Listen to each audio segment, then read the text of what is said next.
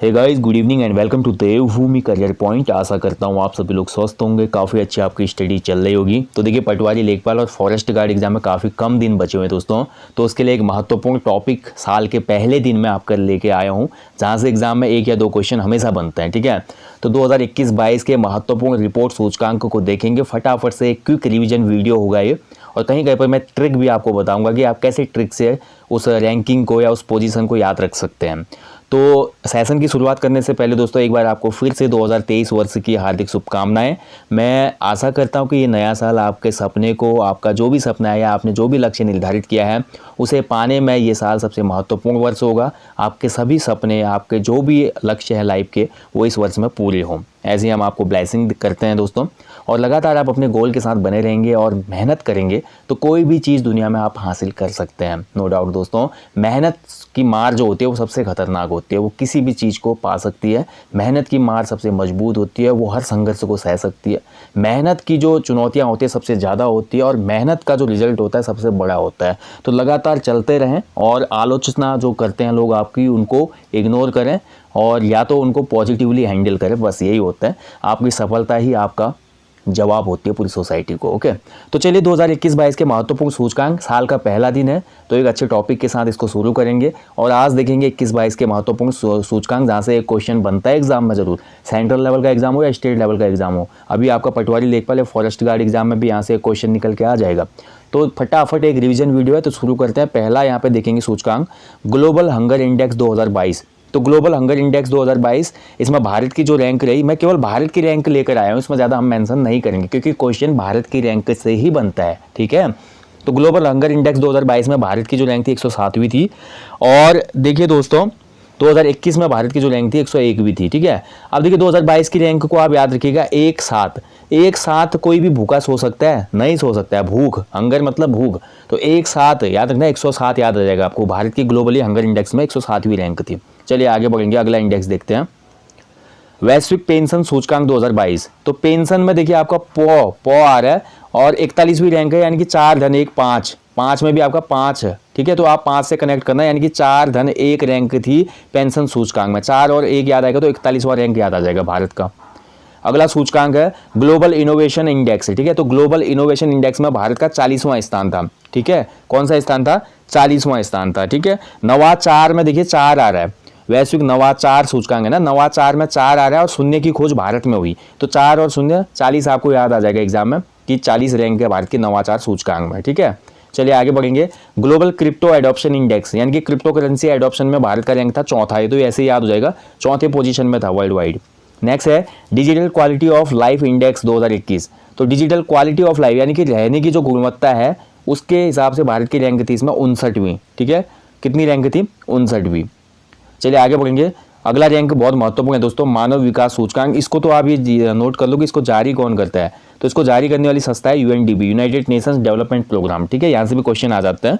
और भारत की जो रैंक रही 132वीं रही इस बार, पिछली बार भारत की रैंक थी 131वीं। तो दोनों याद आ जाएंगे, 131 में भारत की रैंक एक गिर गई है, फिर से 132वां रैंक रहा। ठीक है, तो 1 3 2, 1 2 3 की जगह आपने 1 3 2 याद रखना है HDI में। ओके, याद आ जाएगा ये भी। अगला देखिए, आर्थिक स्वतंत्रता सूचकांक 2022, यानी कि इकोनॉमिक यहाँ पे बोल सकते हैं कि इंडिपेंडेंट इंडेक्स हुआ है। तो 131वां स्थान है भारत का, इसमें भी ज़्यादा अच्छी रैंक तो है नहीं, तो इसको भी आप याद रखना दोस्तों। ठीक है, कि आर्थिक स्वतंत्र अब तब होंगे जब हमारे दोनों हाथ बराबर होंगे। तो दोनों हाथ बराबर हो, नहीं ऐसे बराबर। ठीक है, और इसके बीच में 3 है, 1 3 1। ठीक है, 1 1 दोनों साइड है, तभी तो बैलेंस हो रहा है ना, बीच में 3 है। तो 131वां आपको रैंक याद आ जाएगा भारत का।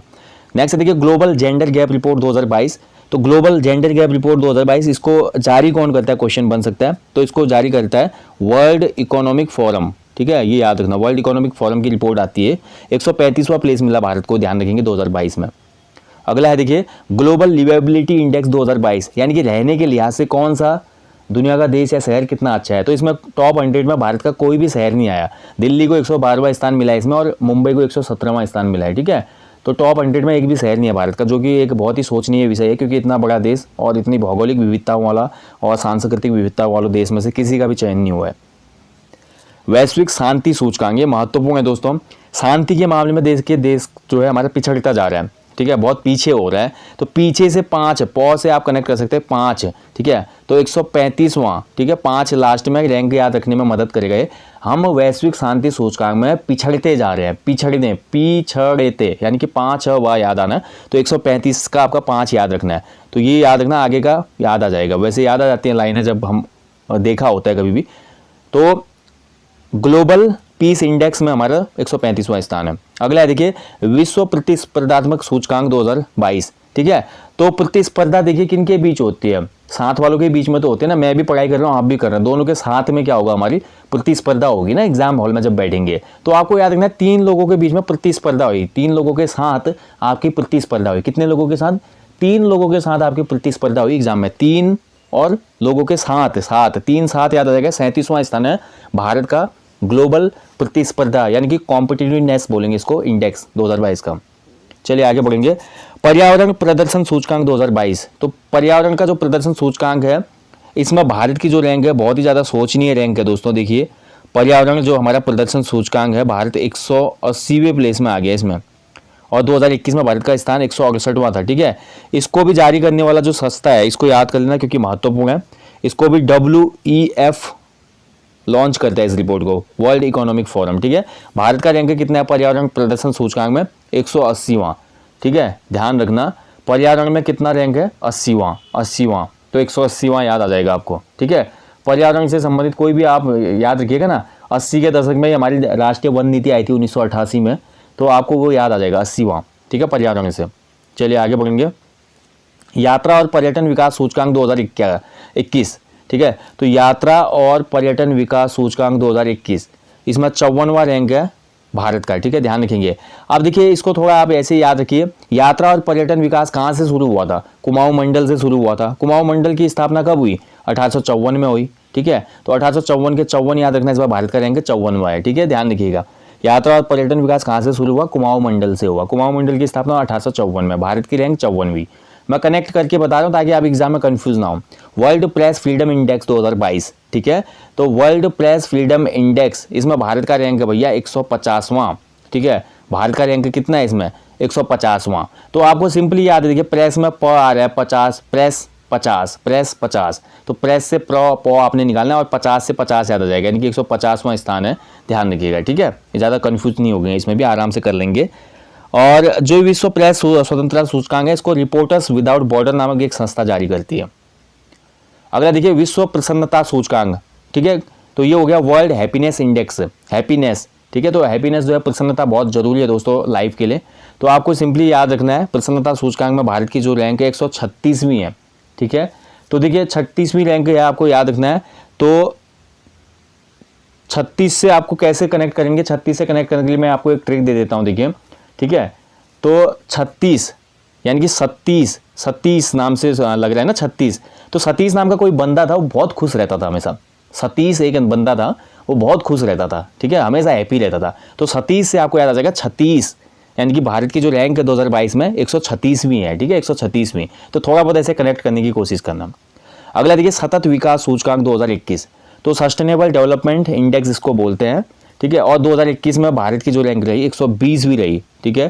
तो सतत विकास में देखिए 1 और 2, ठीक है, 1 और 2 दोनों साथ थे।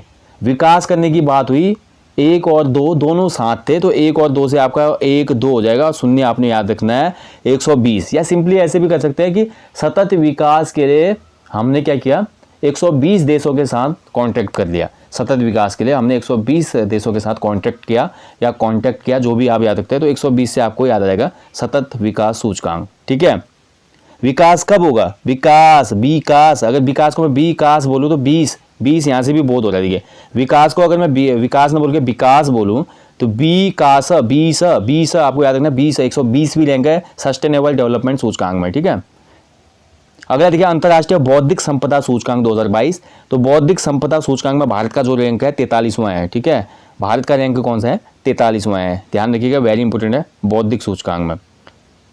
नेक्स्ट देखिए वैश्विक लोकतंत्र सूचकांक 2021। तो डेमोक्रेसी इंडेक्स 2021 और भारत का जो रैंक है 46वां है इसमें, ठीक है। देखिए आपको याद होना चाहिए दोस्तों, लोकतंत्र की बात हो रही है तो भारत में लोकतंत्र के लिए जो पहली संविधान सभा बनी थी 1946 में बनी थी, है ना। लोकतंत्र के लिए तो जनता संप्रभु है भारत में, और भारत में जो संविधान की सभा की स्थापना हुई थी 1946 में हुई थी।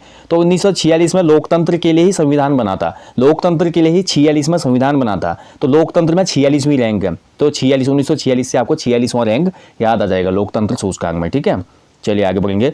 भ्रष्टाचार धारणा सूचकांक 2021, ठीक है। तो ये करप्शन परसेप्शन इंडेक्स बोलते हैं इसको, एंड इसमें भारत का जो रैंक है 85वां रैंक है, 85। भ्रष्टाचार क्या है? 50 है, पिशाच बोलते हैं। भ्रष्टाचार करना मतलब पिशाच के काम करने तुल्य है। 50 या 50 से आपको याद आ जाएगा 85, ठीक है। जो भ्रष्टाचार करता है वो 50 जैसा होता है, यानी कि राक्षस है वो, ठीक है। तो पिशाच से आपको याद आ जाएगा 85। भारत की रैंक कितनी है? 50वीं। ऐसे कनेक्ट करना। भ्रष्टाचार करने वाला इंसान क्या होता है? एक राक्षस के तुल्य है, वो एक 50 के तुल्य है, जो कि करप्शन कर रहा है, देश को पीछे ले जा रहा है, खोखला कर रहा है। 50 से 85, ठीक है, याद रखिएगा। चलिए आगे बढ़ेंगे। वैश्विक स्वास्थ्य सुरक्षा सूचकांक 2021, तो ग्लोबल हेल्थ सिक्योरिटी इंडेक्स इसको बोलते हैं दोस्तों। इसमें भारत का जो रैंक रहा वो रहा 66वां, ठीक है। 66 इसमें रैंक रहा, ये तो याद आ जाएगा, क्योंकि देखिए स्वास्थ्य जो है ना, स्वास्थ्य आपका बराबर होना चाहिए हमेशा। क्या होना चाहिए? स्वास्थ्य हमेशा बराबर रहना चाहिए। बराबर का मतलब मस्त रहना चाहिए। तो जब हम 6 और 6 दोनों को देखते हैं एक ही जैसे दिख रहे हैं, देखिए बराबर है ना दोनों नंबर, 6 और 6, तो बराबर से याद आ जाएगा। इस बार भारत की रैंक सिमिलर थी, यानी कि 6 सिमिलर नंबर है ना। तो आपको याद रखना बराबर। स्वास्थ्य कैसा होना चाहिए? बराबर रहना चाहिए हमेशा, ओके। चलिए 66वां। अगला देखिए विश्व टैलेंट रैंकिंग रिपोर्ट 2021, तो टैलेंट रैंकिंग रिपोर्ट 2021, 2056वां भारत का रैंक है इसमें दोस्तों, ठीक है। तो टैलेंट किस देश में कैसा है उसके आधार पे रिपोर्ट होती है तैयार, और भारत के इसमें रैंक है 56वीं, ठीक है, ध्यान रखेंगे 56वीं। अब 56 से आप कनेक्ट कर सकते हैं, कुछ भी ट्रिक कनेक्ट कर सकते हैं। 56 से अगर मैं बोलूँ तो देखिए टैलेंट जो है भारत का 56 से हम इसमें कर सकते हैं कि जैसे कि सिनेमा का ही ले लें हम, अब तक 56 ले लेते हैं। जैसे अब तक 56 एक मूवी है, ठीक है। अब तक 56 जो मूवी है उसमें बड़ा अच्छा टैलेंट दिखाया गया है हीरो का, तो अब तक 56 टैलेंट दिखाया गया। आपको ऐसे याद करना है कि एग्जाम हॉल में चीज़ें कनेक्ट कर पाओ, आप कुछ भी ट्रिक बना सकते हो। तो भारत में जो टैलेंट है वो अब तक 56 मूवी में दिखा है मैंने, तो 56 से याद आएगा आपको 56वीं रैंक है टैलेंट रिपोर्ट में।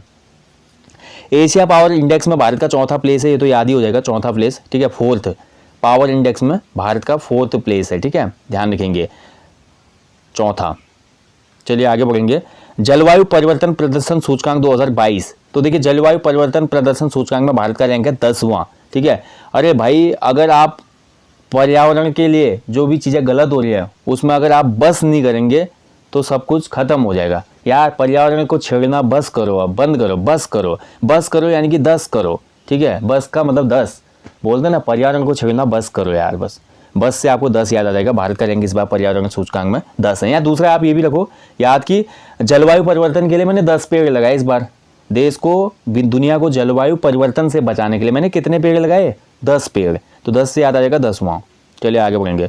वैश्विक खाद्य सुरक्षा सूचकांक 2021, तो खाद्य सुरक्षा सूचकांक और हंगर रिपोर्ट दोनों में आपको साथ याद रखना, देखिए है ना। क्या एक साथ सभी भारतीयों को खाना खिलाया जा सकता है? क्या सभी भारतीयों की खाद्य सुरक्षा एक साथ निर्धारित हो सकती है? नहीं हो सकती भाई, तभी तो ग्लोबल हंगर इंडेक्स में हम बहुत दूर हैं।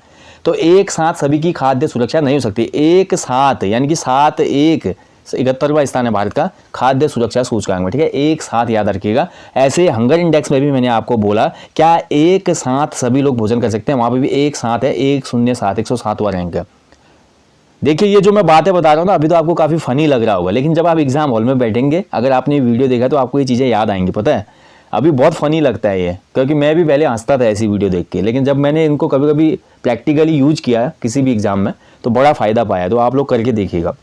वैश्विक जलवायु जोखिम सूचकांक, ठीक है। तो वैश्विक जलवायु जोखिम सूचकांक, अगर देखिए विश्व में जलवायु जोखिम हो जाएगा तो एक साथ सब मर जाएंगे। क्या हो जाएगा? एक साथ सब मर जाएंगे भाई, एक साथ यहाँ पे भी आ गया, यानी कि 7वां। वैश्विक जलवायु जोखिम सूचकांक में भारत का रैंक है 7वां, ठीक है। जलवायु जोखिम होगा तो सब साथ ही निपट जाएंगे। वैश्विक ऊर्जा संक्रमण सूचकांक 2021, ठीक है। तो वैश्विक ऊर्जा संक्रमण सूचकांक 2021, तो इसमें 87वां रैंक है भारत का ऊर्जा संक्रमण में, ठीक है। ध्यान रखिएगा, ऊर्जा संक्रमण में 87वां रैंक, ठीक है। इसको भी कनेक्ट कर सकते हैं आप। देखिए वैश्विक ऊर्जा संक्रमण यानी कि एनर्जी से संबंधित है ना बात, एनर्जी। एनर्जी में आपको पता है दोस्तों ई आ रहा है पहले, यानी कि ई से आपका हो गया 80, 80 वाले डिजिट में ही भारत की रैंक है। एनर्जी का ई ले लेना आपने 80, ठीक है, EIGHTY 80 हो गया। और देखिए ऊर्जा कब बजा, ऊर्जा संक्रमण सूचकांक है। ऊर्जा कैसी होनी चाहिए, किसी भी देश में ऊर्जा होनी चाहिए सतत, यानी कि सस्टेनेबल, ठीक है, सतत ऊर्जा चलते रहनी चाहिए। सतत से सप्त हो गया, तो 80 और सतत, 80 और सतत, एनर्जी से आपने 80 निकाल लेना है। सतत ऊर्जा कैसी होनी चाहिए, सतत होनी चाहिए। सतत से आपने 7 निकाल लेना है, तो 87वीं रैंक है भारत की वैश्विक ऊर्जा संक्रमण सूचकांक में, ठीक है। चलिए आगे बढ़ेंगे। वैश्विक दानदाता सूचकांक 2021, तो देखिए डोनेशन के मामले में बात हो रही है यहाँ पे, दानदाता सूचकांक। तो दानदाता सूचकांक को जारी करने वाली संस्था है चैरिटी एंड फाउंडेशन बोलते हैं इसको, ठीक है। इसमें भारत को जो रैंक मिला है ये 14वां रैंक मिला है। कितना रैंक मिला है भारत को, 14वां रैंक मिला है, ठीक है। तो ये तो याद ही रख लेंगे आप, दानदाता सूचकांक में भारत की रैंक 14 है। कितनी रैंक है, 14। चलिए आगे बढ़ेंगे। अब आ गई भैया, देखिए हमारा सर्वेक्षण जो भारत का है, 7वां स्वच्छता सर्वेक्षण हुआ था 2022 में। इसमें पहले स्थान पे फिर से इंदौर रहा, दूसरे स्थान पे सूरत रहा और तीसरे स्थान पे नवी मुंबई रहा दोस्तों, ठीक है। ध्यान रखिएगा इन तीनों प्लेसेस को। इंदौर फिर से भारत का सबसे स्वच्छ शहर बना है, लगातार इंदौर 6ठी बार ये टाइटल हासिल किया है, ठीक है, इंदौर ने। तो बहुत अच्छा क्वेश्चन बनेगा एग्जाम में, आपको याद रखना है तीनों शहरों के नाम। अब देखिए भारत सरकार के कुछ आगामी लक्ष्यों को भी देख लेते हैं। तो भारत सरकार के कुछ आगामी लक्ष्य हैं भविष्य के लिए, जिसमें भारत को टीबी मुक्त देश बनाने का लक्ष्य है 2025 तक, ठीक है। कब तक, 25 तक हर घर में टीबी खत्म करने का लक्ष्य है, ठीक है। तो आपको याद रखना है 25 तक टीबी खत्म हो जाएगी, या 25 टीबी याद रख लो आप। दुकानदार के पास कितने टीबी थे, 25 टीबी थे, 25 से याद आ जाएगा 2025 तक टीबी खत्म हो जाएगी। कुल कार्बन उत्सर्जन में 1 अरब टन की कमी का लक्ष्य रखा गया 2030 तक। भारत को पूर्ण रूप से मलेरिया उन्मूलन का लक्ष्य रखा गया है 2030 तक, ठीक है। भारत को ध्यान रखिएगा 2030 तक भारत में मलेरिया का जो है उन्मूलन कर लिया जाएगा कंप्लीटली, ऐसा बोला गया है। कुल वाहन में 30% इलेक्ट्रिक वाहन का लक्ष्य है, यानी कि भारत के टोटल जितने व्हीकल हैं उन व्हीकल में 30% इलेक्ट्रिकल व्हीकल होंगे, ये टारगेट लिया गया है 2030 तक का। HIV एड्स उन्मूलन का लक्ष्य रखा गया है दोस्तों 2030। भारतीय रेलवे को ग्रीन रेलवे बनाने का लक्ष्य रखा गया है 2030 तक का। भारत को ऊर्जा स्वतंत्र बनाने का लक्ष्य रखा गया है 2047, ये बहुत इंपॉर्टेंट है। 1947 में भारत आज़ाद हुआ दोस्तों, और 2047 यानी कि आज़ादी के 100 वर्षों में ऐसा बोला गया कि भारत ऊर्जा स्वतंत्र देश बन जाएगा एक, ठीक है। ये लक्ष्य रखा गया है, ये सभी टारगेट है गवर्नमेंट के, ठीक है। अगला है देखिए, भारत द्वारा नेट जीरो कार्बन का लक्ष्य है, यानी कि 2070 तक भारत में किसी भी प्रकार का कार्बन उत्सर्जन नहीं होगा। 2070 तक वेरी इंपॉर्टेंट ईयर है, याद रख लेना, ठीक है। 2070 उर्वरक क्षेत्र में आत्मनिर्भर बनने का लक्ष्य, तो 2023 तक हम जो है फर्टिलाइजर के, जो हमारा ये वर्ष आ गया आज 2023 का, 2023 में हम आत्मनिर्भर होंगे किसमें, फर्टिलाइजर में, क्योंकि फर्टिलाइजर का बहुत ज़्यादा हम इंपोर्ट करते हैं बाहर के देशों से, है ना। अगला देखिए, पेट्रोल में एथेनॉल 20% मिश्रित करने का लक्ष्य है 2025 तक। सबके लिए आवास मुहैया करवाने का लक्ष्य है 2024 तक। पहले देखिए 2022 तक था सबके लिए आवास मुहैया करवाने का टारगेट ईयर, बट इसको अब थोड़ा बढ़ा दिया गया है, 2024 कर दिया गया है। ब्रॉड गेज रूट को 100% विद्युतीकरण करने का लक्ष्य है 2023 का, यानी कि इसी साल का है। ब्रॉड गेज जो होते हैं ना, ट्रेन की लाइन होती है, जितनी भी ब्रॉड गेज वाली ट्रेन लाइनें हैं उनको केवल और केवल इलेक्ट्रिकल किया जाएगा, मतलब बिजली से ही चलेंगे वो, 2023 तक बनाया गया है लक्ष्य। और भारत की अर्थव्यवस्था को 5 ट्रिलियन अर्थव्यवस्था बनाने का लक्ष्य है 2024-25 तक। तो भारत की जो इकोनॉमी है, या भारत की GDP बोल सकते हैं, इसको टोटली 5 ट्रिलियन डॉलर की बनाना है इकोनॉमी, कब तक, 24-25 तक, ठीक है, ध्यान रखेंगे। वर्तमान समय में भारत में बोलूँ दोस्तों, विश्व का 5वां सबसे बड़ा अर्थव्यवस्था वाला देश है, ठीक है। कौन सा, 5वां। भारत ने हाल में ही ब्रिटेन को पीछे कर दिया था और 5वें स्थान पे आ गया भारत, ठीक है, याद रखिएगा, महत्वपूर्ण पॉइंट है भी एग्जाम के पॉइंट ऑफ व्यू से।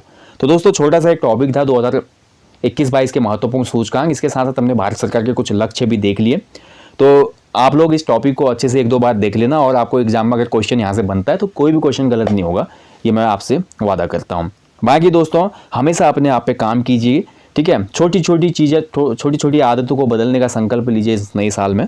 छोटी छोटी आदतें, चीज़ें और परिवर्तन हमारे जीवन में एक बड़ा बदलाव लाती हैं, ठीक है। आप करके देखिएगा और इसका निश्चित ही रिजल्ट आपको देखने को मिलेगा।